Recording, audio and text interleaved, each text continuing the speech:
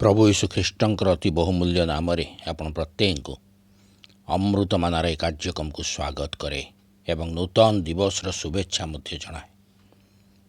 प्रभु अनुग्रह आशीर्वाद रु आम मैंने आउ एक दिवस देखा सहित पुनर्बार सुजोग पाइचु प्रभु को चंचल बसी ध्यान करने।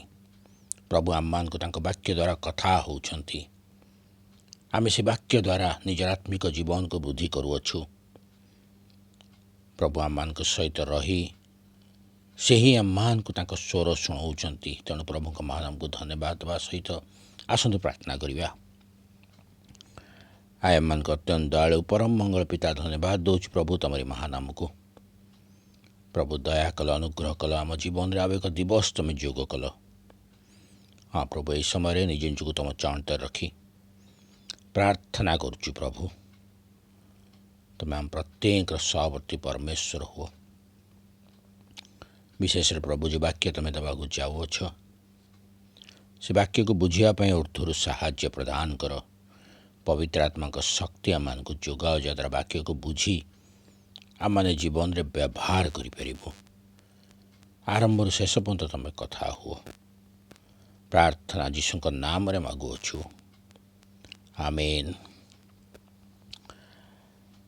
आज जो मैं नूतन भाव से अनुरोध करे आम कार्यक्रम अंशी हूँ सर्वदा एवं नूतन नूतन वाक्य को से प्रभु को वाक्य को ध्यान करूँ। आसतु आम मान सहित मिसी प्रभु को ध्यान करी आम मैंने आत्मिक जीवन में बुद्धि पाइबा। जो मैं नूतन भाव से चैनल टी सब्सक्राइब करूँ। चैनल को सब्सक्राइब करने द्वारा आप सहजरे आपणकर मोबाइल रे ये कार्यक्रम गुड़िक पाइपारे। आसतु आज ध्यान मध्य को जीवा। आज जो विषय ने आम ध्यान करने को जाऊँ तार प्रसंगटी हूँ सदाप्रभु को स्वर। सदाप्रभु को स्वर बाइबल गोटे अंश पाठ करवा।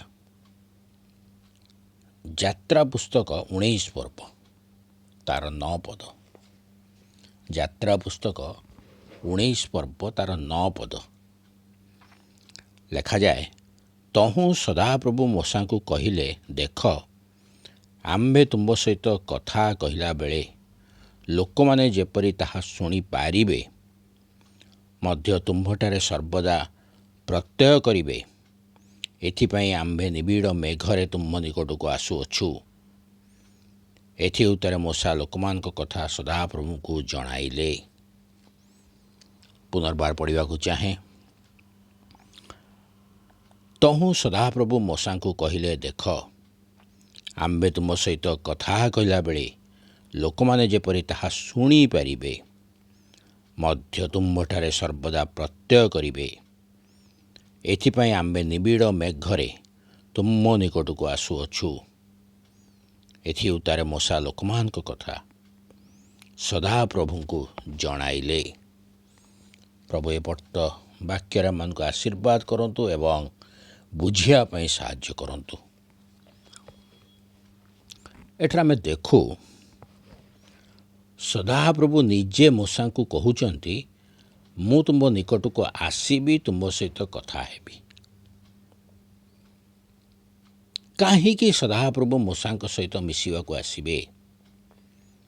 सदाप्रभु को मूसा को निकट को आसी कथा हेबार उद्देश्य कौन?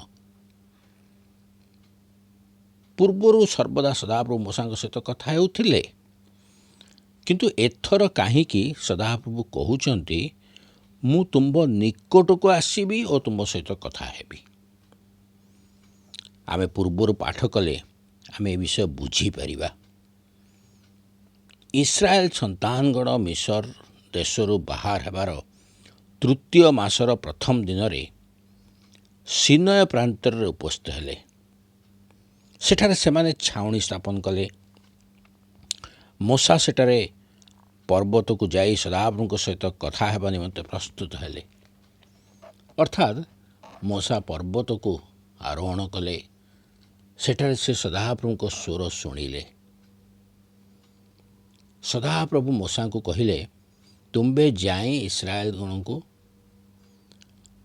जाकुब वंश को जनाओ ଯେବେ ତୁମମାନେ ଆମ୍ଭର ରବରେ ମନୋଯୋଗ କରିବ ଓ ଆମ୍ଭ ନିୟମ ପାଳନ କରିବ, ତେବେ ତୁମ୍ଭେମାନେ ସମସ୍ତ ଲୋକଙ୍କ ଅପେକ୍ଷା ଆମ ନିଜର ସଞ୍ଚିତ ଧନ ହେବ, କାରଣ ସମସ୍ତ ପୃଥିବୀ ଆମ୍ଭର। ଏହା ଶୁଣିବା ପରେ ମୂଷା ଆସି ଲୋକମାନଙ୍କୁ ଏ ବିଷୟ ଜଣାଇଲେ। କିନ୍ତୁ ଲୋକମାନେ ମୂଷାଙ୍କ କଥା ମାନିବା ପରିବର୍ତ୍ତେ ଅଙ୍ଗୀକାର କଲେ। ସେମାନେ କହିଲେ, ସଦାପ୍ରଭୁ ଯେଉଁ କଥା କହିଅଛନ୍ତି ଆମମାନେ ମାନିବୁ। ଅର୍ଥାତ୍ ସେମାନେ ମୂଷାଙ୍କ କଥା ଶୁଣିବା ନିମନ୍ତେ ପ୍ରସ୍ତୁତ ନୁହନ୍ତି। ସେମାନେ କହୁଛନ୍ତି, ସଦାପ୍ରଭୁ ଆମ୍ଭକୁ ଯେଉଁ କଥା କହିବେ ଆମ୍ଭେ ତାହା ମାନିବା। ସେମାନଙ୍କର ମୂଷାଙ୍କ ଉପରେ ବିଶ୍ୱାସ ନାହିଁ। ସେତେବେଳେ ମୂଷା ସଦାପ୍ରଭୁଙ୍କ ନିକଟରେ ଲୋକମାନଙ୍କ ଏହି କଥାକୁ ଯାଇ ଜଣେଇଲେ। ମୂଷାଙ୍କ ଠାରୁ ଲୋକମାନଙ୍କର ଉତ୍ତର ଶୁଣିବା ପରେ ସଦାପ୍ରଭୁ ମୂଷାଙ୍କୁ କହିଲେ, ଦେଖ, ଆମ୍ଭେ ତୁମ୍ଭ ସହିତ କଥା କହିଲା ବେଳେ ଲୋକମାନେ ଯେପରି ତାହା ଶୁଣିପାରିବେ ମଧ୍ୟ ତୁମ୍ଭଠାରେ ସର୍ବଦା ପ୍ରତ୍ୟୟ କରିବେ, ଏଥିପାଇଁ ଆମ୍ଭେ ନିବିଡ଼ ମେଘରେ ତୁମ୍ଭ ନିକଟକୁ ଆସୁଅଛୁ। ସଦାପ୍ରଭୁଙ୍କ କହିବାର ଅର୍ଥ,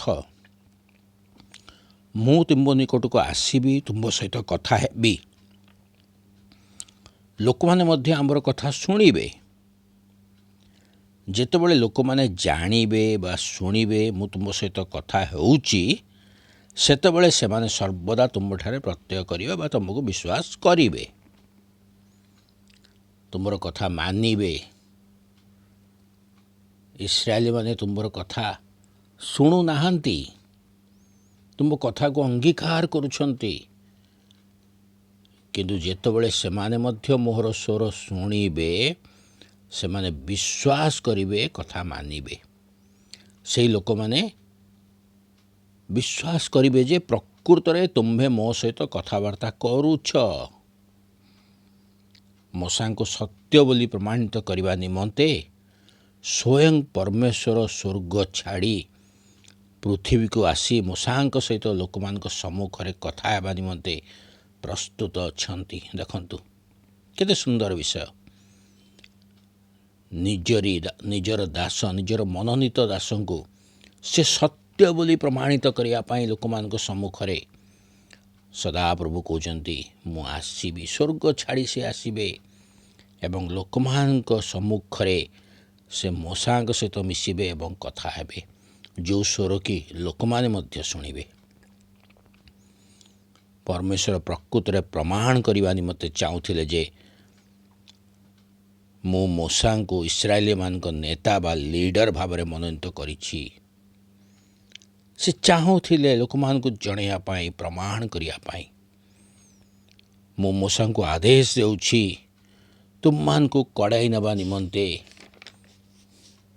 ସଦାପ୍ରଭୁ ଚାହୁଁଥିଲେ ଯେ ଲୋକମାନେ ମୂଷାଙ୍କ କଥା ମାନନ୍ତୁ। ତାପରେ ପରମେଶ୍ୱର ମୂଷାଙ୍କୁ କିଛି ବିଶେଷ ବିଷୟ ମଧ୍ୟ କହୁଛନ୍ତି, ଯାହା ହେଉଛି ମୁଖ୍ୟ ବିଷୟ। 10 ପଦରେ ଦେଖୁ, ତହୁଁ ସଦାପ୍ରଭୁ ମୂଷାଙ୍କୁ କହିଲେ, ତୁମ୍ଭେ ଲୋକମାନଙ୍କ ନିକଟକୁ ଯାଇ ଆଜି ଓ କାଲି ସେମାନଙ୍କୁ ପବିତ୍ର କର, ପୁଣି ସେମାନେ ଆପଣା ଆପଣା ବସ୍ତ୍ର ଧୌତ କରନ୍ତୁ। ପରମେଶ୍ୱର ମୂଷାଙ୍କୁ ଏଠାରେ ଏକ ବିଶେଷ ବିଷୟ ପ୍ରତି ଜାଗ୍ରତ କରାଉଛନ୍ତି। ସଦାପ୍ରଭୁ କହୁଛନ୍ତି, ଯେତେବେଳେ ମୁଁ ତୁମ ସହିତ ଲୋକମାନଙ୍କ ସମ୍ମୁଖରେ କଥା ହେବାକୁ ଆସିବି, ସେତେବେଳେ ଲୋକମାନେ ମୋହର ରବ ଶୁଣିବେ ବା ମୋର ସ୍ୱର ଶୁଣିବେ, ତାହା ପୂର୍ବରୁ ସେମାନଙ୍କୁ ପବିତ୍ର କରି ରଖ, ଏପରିକି ସେମାନେ ନିଜର ବସ୍ତ୍ର ମଧ୍ୟ ଧୌତ କରନ୍ତୁ। ଏହାର ଅର୍ଥ, ସଦାପ୍ରଭୁଙ୍କ ସ୍ୱରକୁ ଶୁଣିବା ପୂର୍ବରୁ ଲୋକମାନେ ସମସ୍ତ ମନ୍ଦ ବିଷୟକୁ ତ୍ୟାଗ କରି ମନ୍ଦ କାର୍ଯ୍ୟରୁ ନିବୃତ୍ତ ହୋଇ ସଦାପ୍ରଭୁଙ୍କ ସମ୍ମୁଖକୁ ଆସିବାର ଅଛି।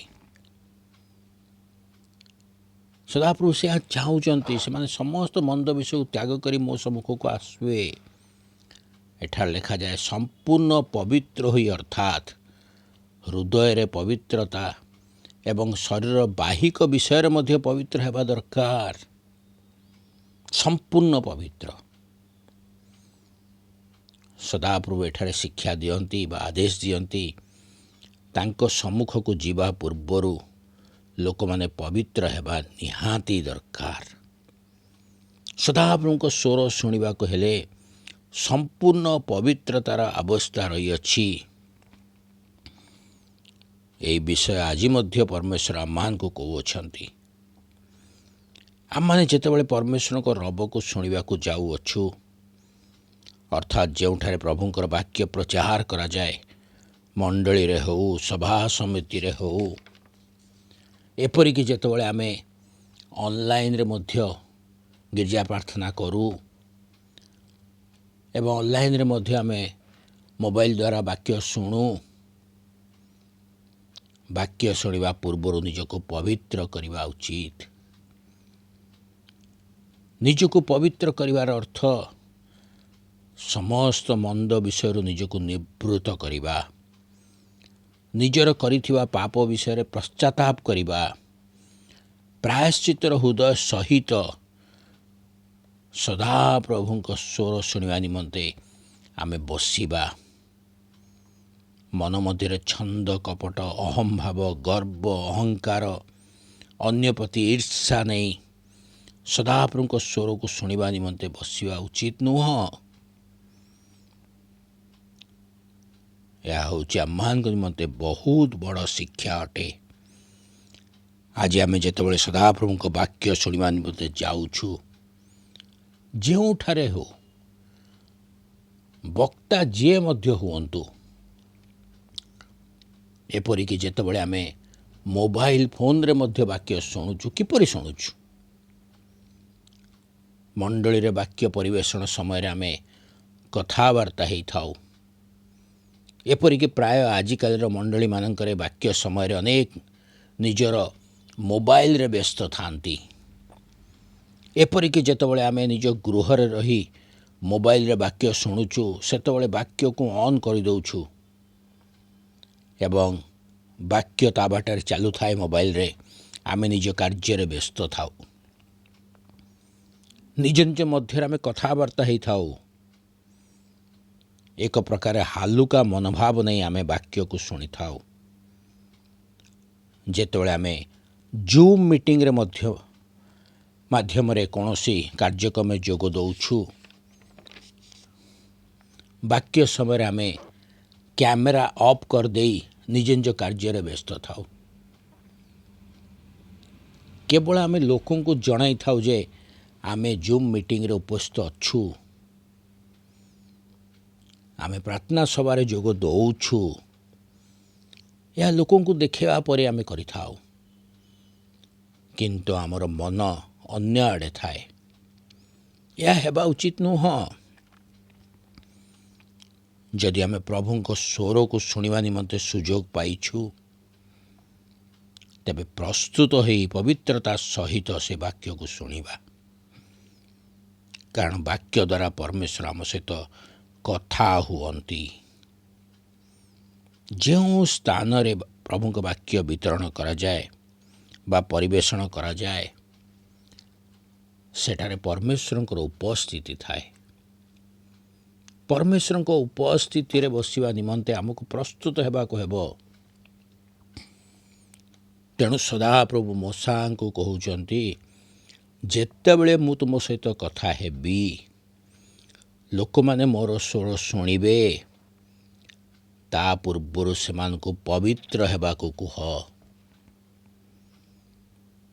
ପରମେଶ୍ୱରଙ୍କ ବାକ୍ୟ ଆମମାନଙ୍କୁ କୁହେ, ମୁଁ ପବିତ୍ର, ତେଣୁ ତୁମମାନେ ପବିତ୍ର ହୁଅ।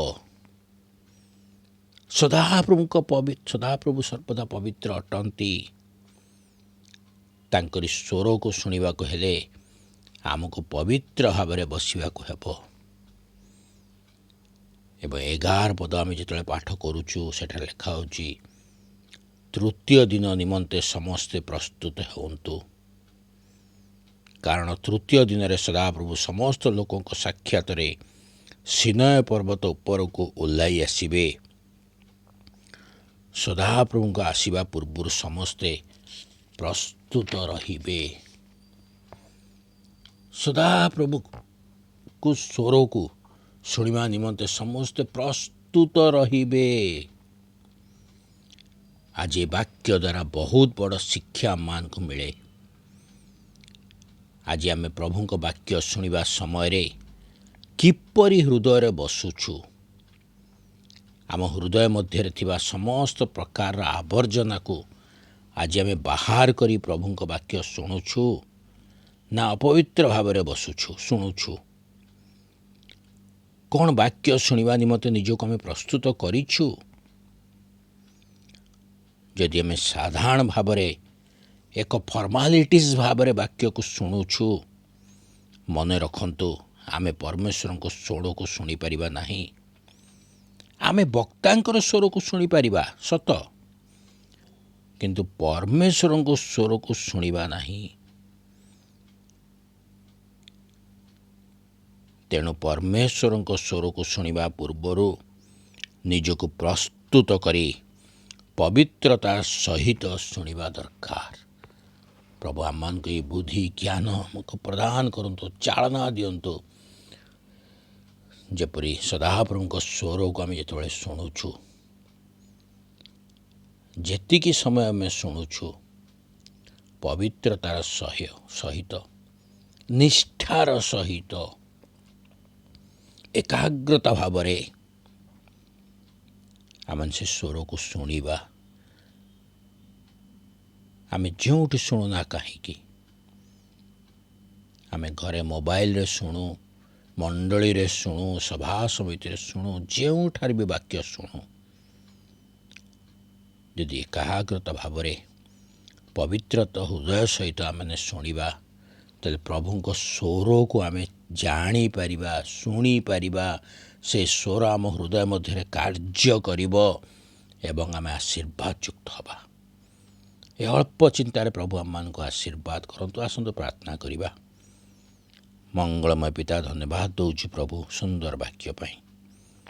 ହଁ ପ୍ରଭୁ, ଆଜି ଆମମାନେ ବାକ୍ୟ ଶୁଣୁଛୁ ସତ, କିନ୍ତୁ ପ୍ରଭୁ ଆମ ଜୀବନରେ ପବିତ୍ରତା ସହିତ ଆମେ ବାକ୍ୟକୁ ଶୁଣୁନାହୁଁ।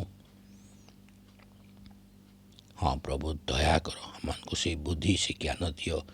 କାରଣ ତୁମେ ନିଜେ କହିଛ, ମୋ ସ୍ୱରକୁ ଶୁଣିବା ପୂର୍ବରୁ ଲୋକେ ପବିତ୍ର ହୁଅନ୍ତୁ, ପ୍ରସ୍ତୁତ ହୁଅନ୍ତୁ। ଆଜି ଆମମାନଙ୍କୁ ମଧ୍ୟ ତୁମେ କହୁଛ ପ୍ରଭୁ, ତୁମ ସ୍ୱରକୁ ଶୁଣିବା ପୂର୍ବରୁ ଆମେ ପବିତ୍ର ହେବା ଏବଂ ପ୍ରସ୍ତୁତ ହୋଇ ବାକ୍ୟକୁ ଶୁଣିବା। ସେହିପରି ଜ୍ଞାନ ବୁଦ୍ଧି ଆମମାନଙ୍କୁ ପ୍ରଦାନ କର, ଆମମାନଙ୍କୁ ଚାଳନା ପ୍ରଦାନ କର। ପ୍ରାର୍ଥନା ଯୀଶୁଙ୍କ ନାମରେ ମାଗୁଅଛୁ, ଆମେନ୍।